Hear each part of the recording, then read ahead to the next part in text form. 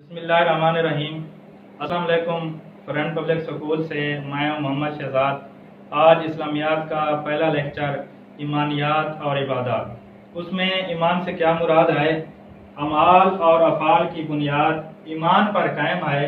اسلام میں اللہ تعالیٰ پر ایمان، فرشتوں پر ایمان، رسولوں پر ایمان، آسمانی کتابوں پر ایمان، تقدیر پر ایمان اور آخرت پر ایمان رکھنا ضروری ہے۔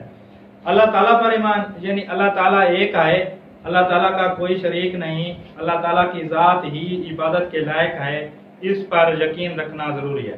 اس کے بعد آتا ہے فرشتوں پر ایمان۔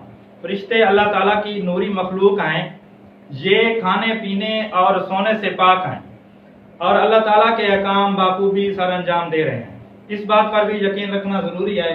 اس کے بعد ہے رسولوں پر ایمان۔ اللہ تعالیٰ نے انسانوں کی ہدایت کے لیے کم و بیش 1,24,000 انبیاء کرام اس دنیا میں بھیجے، ان پر بھی ایمان رکھنا ضروری ہے۔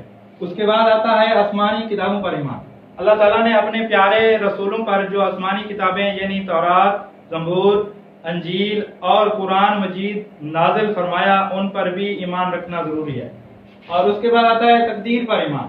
اللہ تعالیٰ ہر چیز پر قادر ہے اور اس دنیا میں جو کچھ بھی ہو رہا ہے وہ اللہ تعالیٰ کی مرضی سے ہو رہا ہے، اس پر ایمان رکھنا بھی ضروری ہے۔ اور آخر میں آتا ہے آخرت پر ایمان رکھنا، یعنی آخرت پر ایمان رکھنا یعنی قیامت کا دن، مرنے کے بعد دوبارہ زندگی، اس پر بھی یقین رکھنا ضروری ہے۔ آگے ہے عبادت۔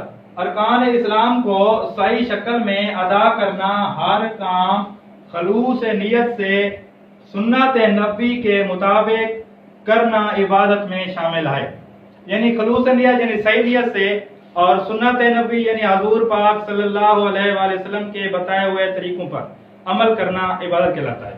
اس کے بعد ہے ارکان اسلام۔ ارکان اسلام 5 ہیں۔ نمبر 1 پہ آتا ہے کلمہ، نمبر 2 پہ آتا ہے نماز، نمبر 3 پہ روزہ، نمبر 4 پہ زکوٰۃ اور آخر میں نمبر 5 پر حج۔